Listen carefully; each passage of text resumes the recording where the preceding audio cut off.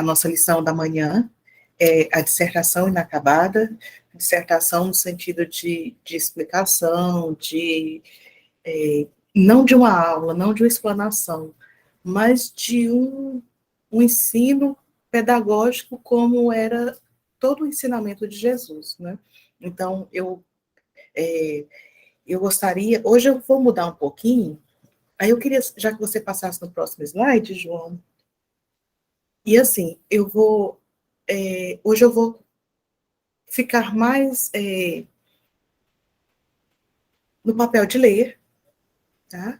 E aí, eu vou fazer só duas interferências, e aí, para que eu não fique toda hora, né, João Paulo, ficar pedindo, passa, e depois ficar confundindo o nome de vocês dois, né? Então, nessa manhã,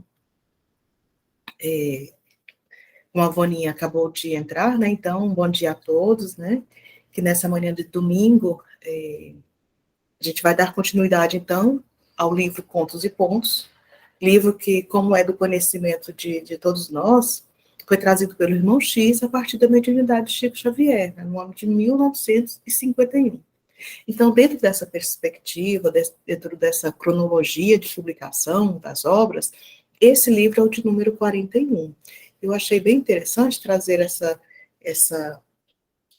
essas informações para a gente na manhã de hoje, porque a gente começa o mês com a responsabilidade do dever cívico, como a dona Neuma falou, né, consciente e a bem da nação, mas também com a alegria a mais, né, que é a alegria da comemoração de um aniversário próximo, pois para nossa felicidade, aos 25 dias do mês de outubro de 1886, esse espírito, que é tão querido dos nossos corações, viria animar um novo corpo, e viria sob o nome de Humberto de Campos Veras, né?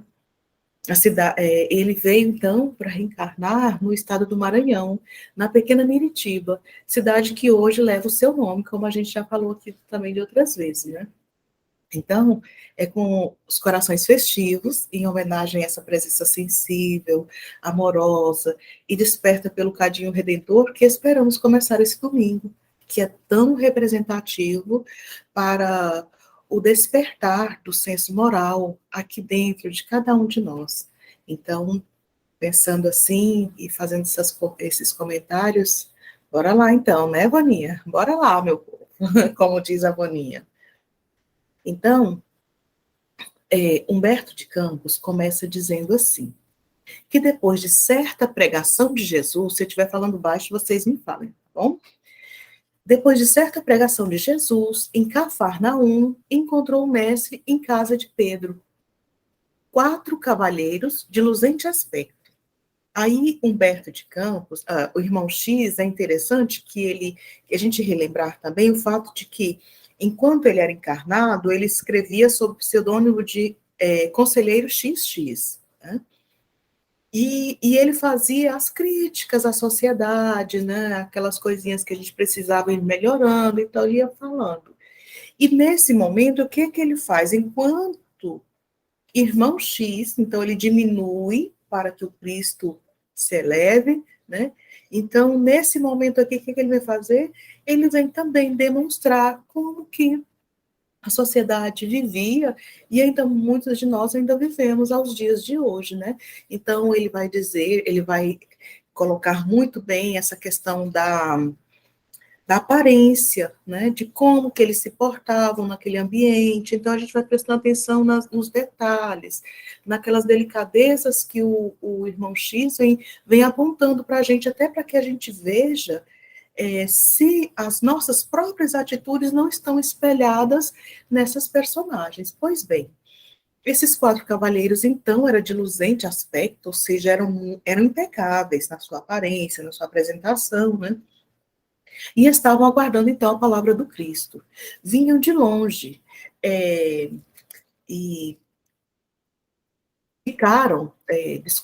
vinham de longe e explicaram atenciosos. Judeus prestigiosos da Fenícia moravam em Sidom. Já havia bebido a cultura egípcia e grega, tanto quanto a filosofia dos persas e dos babilônios. o anúncio da Boa Nova chegara-lhes aos ouvidos, desejavam servir nas fileiras do reino, do novo reino, combatendo licenciosamente a licenciosidade dos costumes, na avareza dos ricos e na revolta dos pobres. A licenciosidade, no caso, assim, o cinismo, a devassidão, o deboche, a imoralidade, o vício. Então, eles vinham, se apresentavam meio que como tesoureiros, né? Tesoureiros do quê? Da má conduta. Eles iam mesmo reprimir todas aquelas más inclinações que eles observassem nas pessoas. E aí, passa só um pouquinho, João, e aí eu trouxe esse mapinha, só para a gente ter aqui uma noção. Vocês estão vendo aí desse aspecto aí da Anatólia? Quer dizer, vamos começar por Tiro, né? Porque eles vão falar os lugares que eles estão, só para a gente ter uma noção melhor. Então, essa aqui, Tiro, Sidom, a Fenícia. Aí eu trouxe dois mapas porque um complementa o outro. O primeiro é porque está a Anatólia. A Anatólia que seria a Ásia Menor, quando o Paulo vai falar lá nas cartas dele, né, aquela questão toda. Essa região também aí, onde está aí Chipre e Creta, Rhodes. Então, essa frentezinha desse mar aqui está ali onde que seria a atual Turquia, que na época de Paulo, que a Turquia hoje tem por capital Istambul, e aí era onde ficava a Constantinopla de então, né? Subindo, então, para esse lado, ficam aquelas referências de Paulo, né, nas cartas, das viagens deles. Mas aí, esses nossos amigos, hoje, eles estão de quê?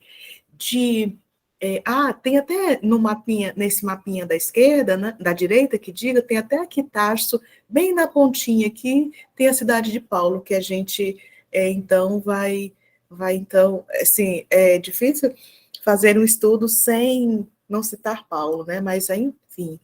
Então, esses meninos aqui, no nosso estudo de hoje, eles passavam aqui, tá vendo? Canaã, Jerusalém. Então, abaixo de Sidom, Tiro, ficava primeiro a Palestina, no meio Jerusalém, e abaixo um outro lugar lá, que eu não estou lembrando agora, gente, que eles também vão fazer referência, e do outro lado lá, tá vendo? A Babilônia, todos aqueles outros lugares onde eles irão beber, o Egito aqui embaixo, olha só como eles viajavam em busca do conhecimento. Então, assim, eles não tinham preguiça de estudar, né?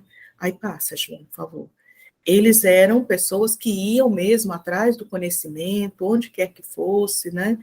Então, por quê? Porque eles já aceitavam o Deus único e pretendia consagrar-lhe a vida. De quando em quando, olha as delicadezas que o Humberto vai trazer para, que o irmão X vai trazer para a gente. Os recém-chegados alinhavam as dobras da túnica, das irrepreensíveis túnicas de linho alvo. Ele fala isso. Ou acentuavam de leve o apulo das sandálias. Então, eram aquelas pessoas que tinham a conduta irrepreensível, até mesmo no jeito de sentar, de agir, de se vestir, né? Eram pessoas que já haviam alcançado um grau de maturidade, um grau de evolução. O Senhor, então, ouviu-lhes as informações com admirável benevolência. Desculpa, gente. Cada qual falou por sua vez, comentando as angústias do problema social na poderosa cidade de que provinham, e após encarecerem a necessidade de transformações políticas no cenário do mundo, esperavam curiosos a palavra do Cristo, que lhes afirmou bondoso. Né? Então, aqui seria interessante a gente só observar essa questão de que eles esperavam, então, transformações políticas no cenário do mundo. Né? E aí eles vão, como eles esperavam transformações políticas, atrás de quem eles vão? Do Cristo. E aí, é interessante a gente observar também que, para quem já evoluiu até o ponto de conseguir guardar a pureza externa, é para quem Jesus falava. Né? E aí, é como o Igor falou no início, né? Da questão de que as reflexões de hoje, elas vão fazer referências a várias outras passagens que vão estar mais à frente do messianato do Cristo e até aos dias atuais, né? A gente vê essa coisa da gente, às vezes, guarda a pureza externa, guarda aquela impressão de retidão, de conduta ilibada, de retidão de caráter, enfim, né? E aí a gente vai lembrar de quem? De qual outra personagem a gente vai lembrar? Do doutor da lei, né? E daquela questão que já era milenar, que era aquela disputa em que havia entre as duas escolas, que era a escola de Shammai, que era aquela escola mais conservadora, que dizia que a gente deve amar primeiro da família, se possível, o da tribo, no última instância, a da nação, e os estrangeiros, eles que lutem, porque o meu próximo é aqui, é o meu clã, né? Essa era a ideia do Shammai. Porém, tinha uma outra escola que tinha uma tradição, porque se a gente pensar bem, a partir daquelas várias invasões, o que as pessoas chegaram? Os que invadiam, o que eles atingiam primeiro? A religião. Porque o outro é bárbaro aos meus olhos. Então, a religião dele não conta, os costumes dele não conta, a cultura dele não conta. Por quê? Qual que é esclarecido? É o meu ponto de ver, é o meu ponto de me colocar no mundo, é que é o esclarecido. O do outro é obscurecido. Então, vamos destruir, vamos passar um rodo e começar do zero. Então, todas as vezes que esses invasores chegavam lá, o que eles faziam? Destruíam a cultura, destruíam os templos, destruíam as marcas de religiosidade daquele povo, de modo tal que a escola de... pouquíssimas escolas sobraram. Então, era a escola de Shammai, que era aqueles conservadores, e a escola de Hillel, ou Eliu, que era o parente lá do menino, do Gamaliel, que foi o preceptor do Paulo, né? Então, a gente vê como as histórias, elas estão entrelaçadas, né? Então, dentro dessa escola, aí já havia a questão do amor ao próximo. Quem é meu próximo? A humanidade inteira. Era aquilo que o Jesus falou no alto da cruz: mulher, eis aí teu filho, filho, eis aí tua mãe, demonstrando que não havia só a família consanguínea, mas havia também uma paternidade que era maior, a paternidade com o pai que é vivo, que se importa, que está presente, que é como Paulo vai dizer, que é aquele Deus em que estamos mergulhados neles, feito peixes no oceano, né? Quando eu respiro, ele está dentro de mim, quando eu expiro, ele está à minha volta, e assim os peixes são no oceano, e assim somos nós em relação a Deus. Então, aqui nesse momento, é toda essa história também sobre o Deuteronômio 6,5 e o Levítico 19,18, né? Que é aquela coisa do amar a Deus sobre todas as coisas e ao próximo como a si mesmo. Ora, como que eu posso amar a Deus que eu não vejo e não amar ao próximo que eu vejo? Então, como é que eu posso ser? Que ele fala ali atrás? Ele fala... a palavrinha, eu até sublinhei, licenciosidade. Como é que eu posso querer combater a licenciosidade do meu irmão? É aquela coisa do argueiro, da trave, né, do olho do ogro, no meu olho. É sobre todas essas coisinhas que Jesus está falando nesse momento, né? Então, e aí eu então chamo então a nossa atenção, porque aqui nesse momento, o que Jesus então poderia dizer para essas pessoas que já atingiram esse nível? Porque a gente está aí em vários níveis, né, de evolução e de maturidade do senso moral, e esses meninos, eles já haviam conseguido muito, né, mas ainda não tinha atingido aquele ideal de maturidade, assim como nós também não.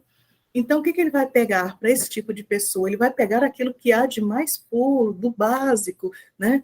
Aquilo que nos conectou primeiramente a esse Deus vivo, a esse Deus que é amor, que é bondade. Então, ele vai puxar o quê? O decálogo, que é uma lei que a gente vê que não é superada até os dias de hoje, né? E há quanto tempo essa lei foi trazida antes de Jesus? Por intermédio dele, dos seus ministros, dos seus emissários, dos seus trabalhadores mais honestos e fiéis, né? Então, ele vai dizer o que está escrito. Amarás, então ele vai fazer uma recapitulação, assim como ele faz com o doutor da lei, ele vai recapitular com esses meninos aqui, também conosco. Por isso é que eu digo, gente, eu não entendo como é que a espiritualidade age, porque eu só fico pensando assim, é que, igual eu falei no início, né, chama lá o mentor tá, a Elis está querendo falar de evangelho? Tolinha, sonha, Catarina, vai lá, chama o mentor dela. Aí me passa aqui a ficha, como é que ele está? Não, ele está nisso, está levando tinta vermelha, está levando canetão.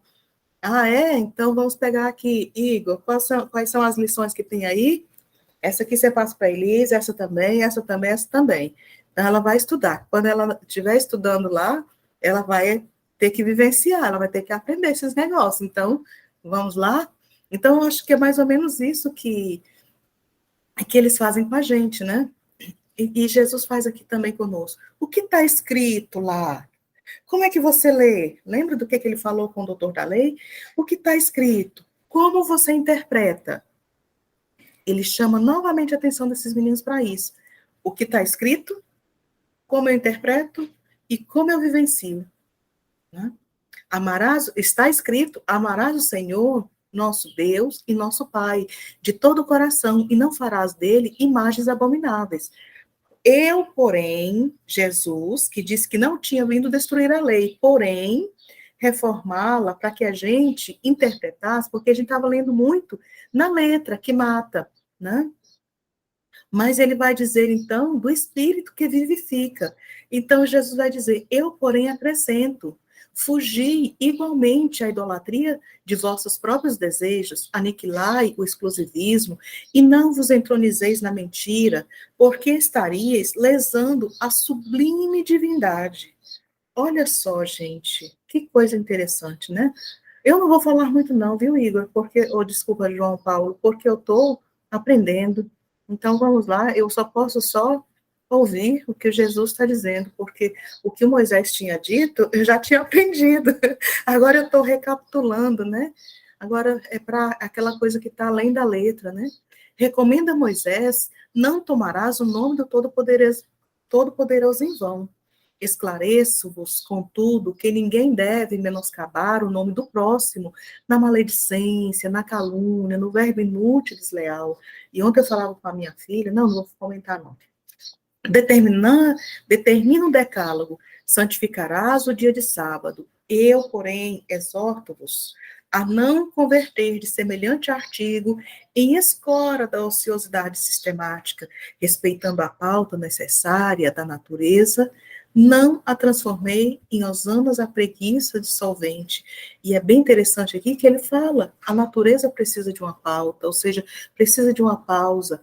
Se a natureza precisa de uma pausa, e nós fazemos parte dessa natureza, dessa criação divina, nós também precisamos disso, para que a gente possa refazer, recapitular ações, pensamentos, né, atitudes. A gente precisa, então, tirar aqueles tempos de ócio, não para a preguiça, mas do ócio construtivo no qual eu possa me reconstruir, me reprojetar nesses momentos, né?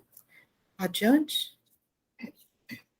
Manda o texto antigo, venera o teu pai e tua mãe nos laços consanguíneos. Todavia, é imperioso reconhecer a necessidade de respeito a todos os homens dignos, onde estiverem, olvidando-se no bem geral as fronteiras de raça, de família, de cor e de religião, compreendendo-se que acima dos limites impostos pelo sangue na terra, prevalecem os imperativos sagrados da família universal.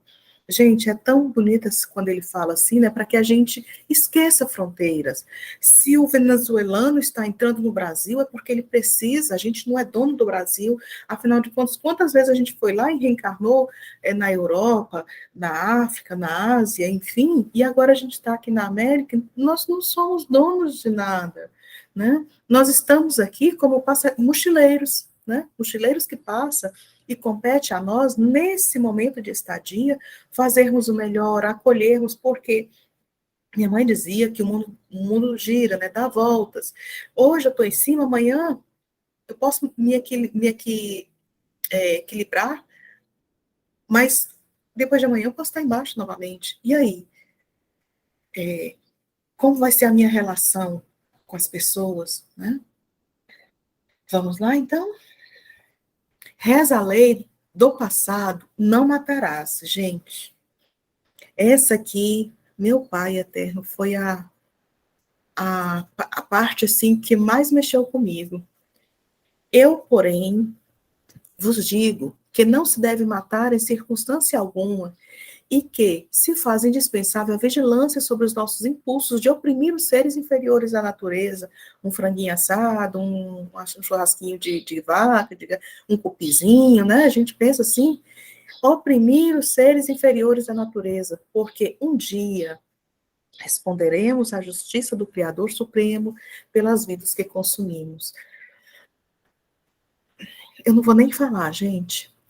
Pede o venerável testamento, não cometerás adultério. Asseguro-vos, no entanto, que o adultério não atinge somente o corpo de nossas irmãs em humanidade, mas também a carne e a alma de todos os homens que se esqueceram de caminhar retamente.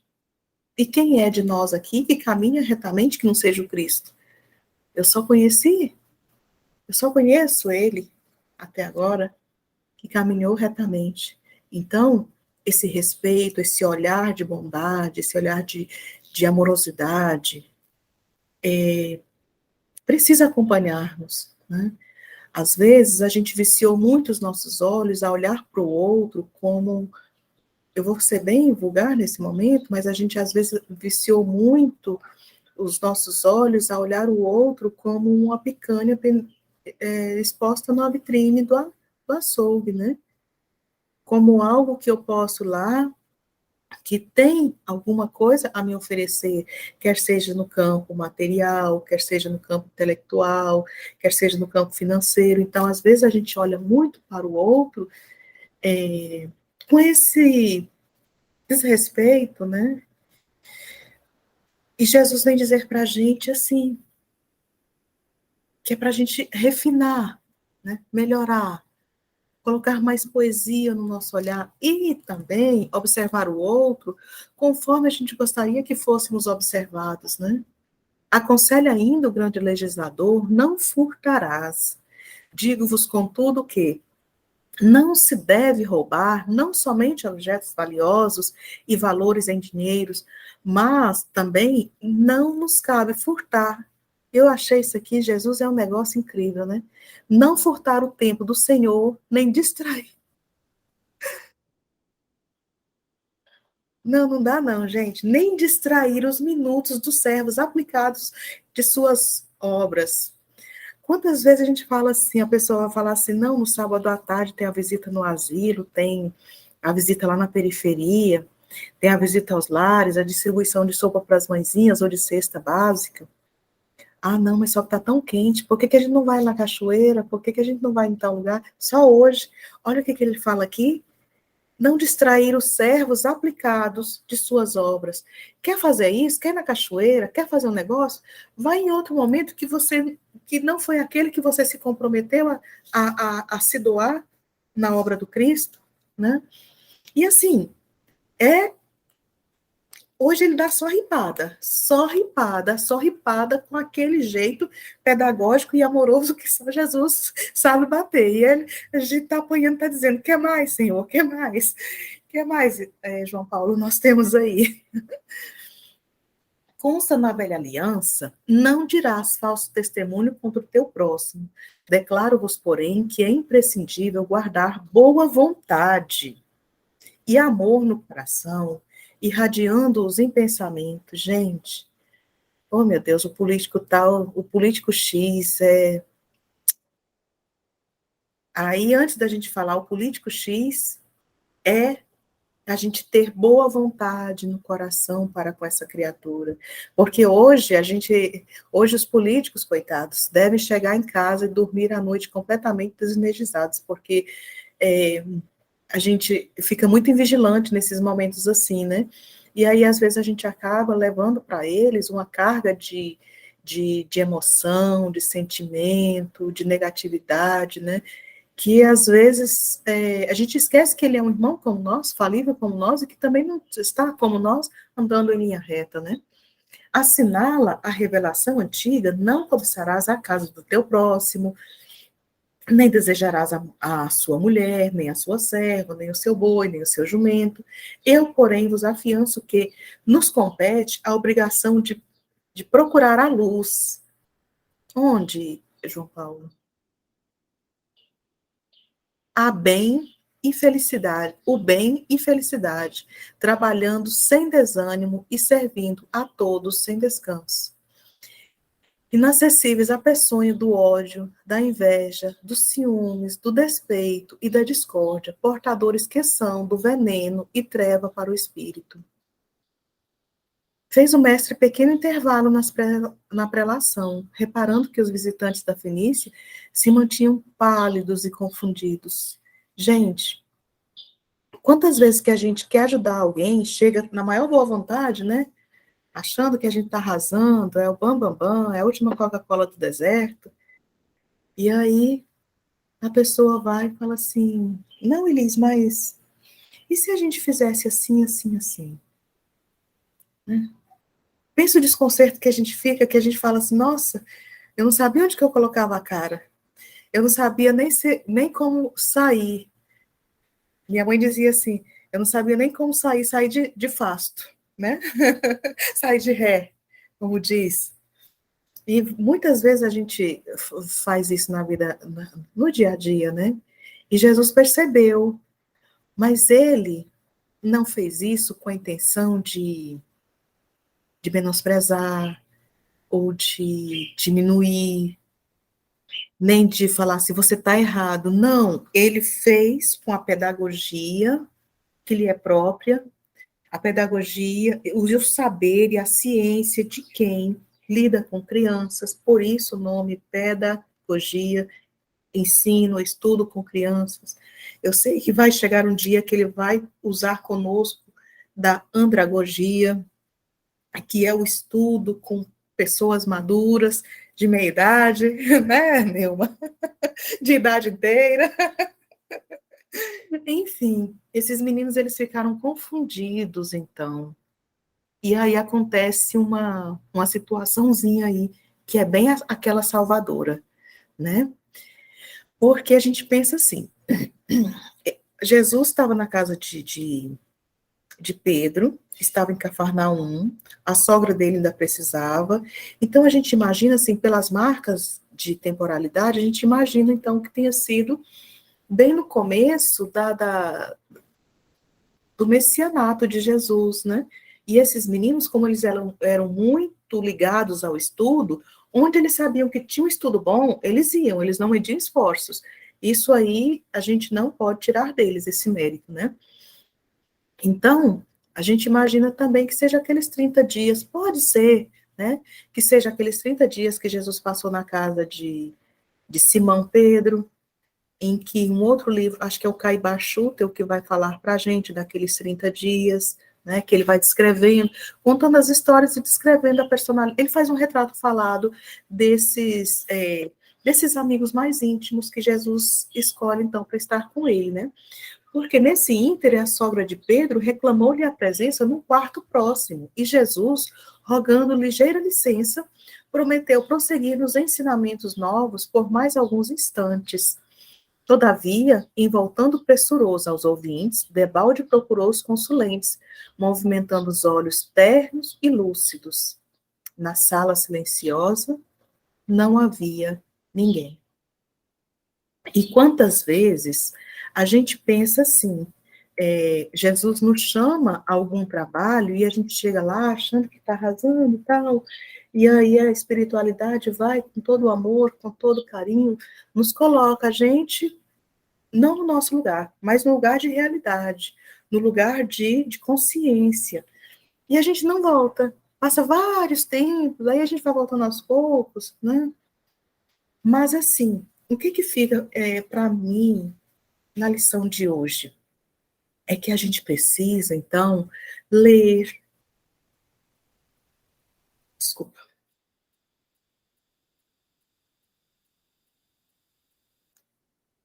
perceber, sentir e vivenciar, sobretudo vivenciar as palavras do Cristo. E assim, ao finalizar esse estudo da nossa página matinal, né, é-me necessário duas atitudes, porque é aquela coisa, né, da gente puxar para a gente aquilo que a gente está estudando, porque às vezes a gente fica na página pensando, poxa, isso aqui dava certinho para fulano. Aí a segunda, terceira, quarta, quinta vez que a gente lê aquela história, a gente ainda está pensando no outro, né? Como se aquela página tivesse vindo direcionado para o outro. E aí chega um momento que a gente tem aquele insight, né? Puxa, se eu estou lendo, por que não eu não aproveitar primeiramente aquela história da máscara, né? Que quando a gente está num voo turbulento, as máscaras caem, então ao invés de colocar no outro, primeiro a gente coloca na gente e vai socorrer o próximo, né? Então aqui também, essa lição, né, da gente se apropriar de toda essa fala amorosa do Cristo, vivenciar e, sim, se for possível, a gente passa para o outro, mas se a gente só vivenciar, já vai ser de bom tamanho, né? Então, a atitude que me fica são duas. A primeira é assim, é aguçar a minha percepção espiritual, a fim de que eu não fique no campo puramente intelectual, mas perceber e sentir, além do esclarecimento, o consolo, e além do consolo, o alimento espiritual.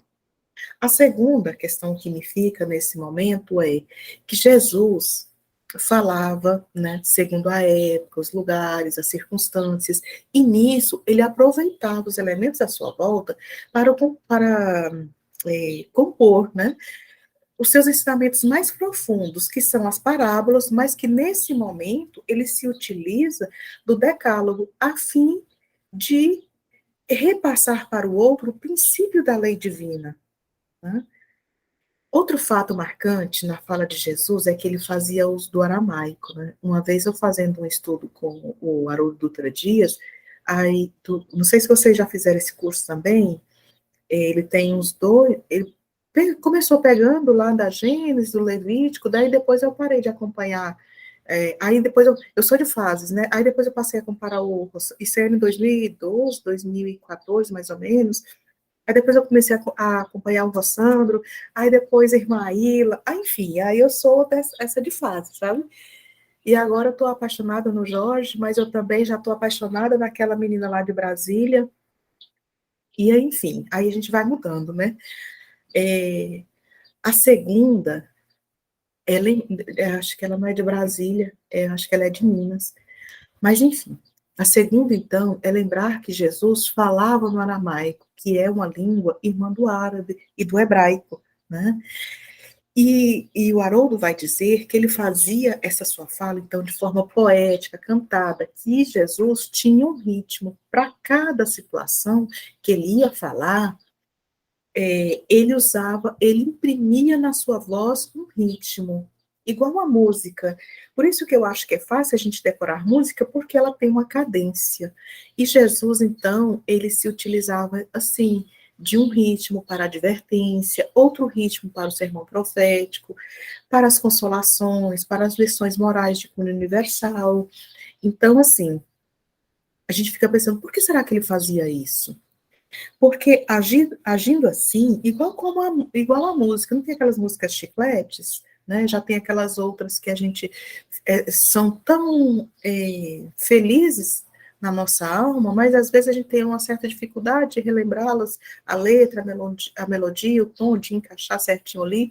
Então eu fico pensando que Jesus, quando criou essa didática, foi justamente para que ele pudesse impressionar aspectos psíquicos integrais do nosso espírito, com o seu canto, e desse jeito, em qualquer tempo e lugar que a gente tivesse, bastasse que a gente lesse, né, igual a gente está fazendo na manhã de hoje, buscando o amor, o consolo e a sabedoria desse mestre que é onipresente, onisciente, quer dizer, relativamente, né, porque esses são atributos de Deus, mas que à medida que a gente vai se aproximando, então, a gente também vai, em sentido relativo, desenvolvendo também competências que é de Deus, porque ele nos fez a sua imagem e semelhança, né?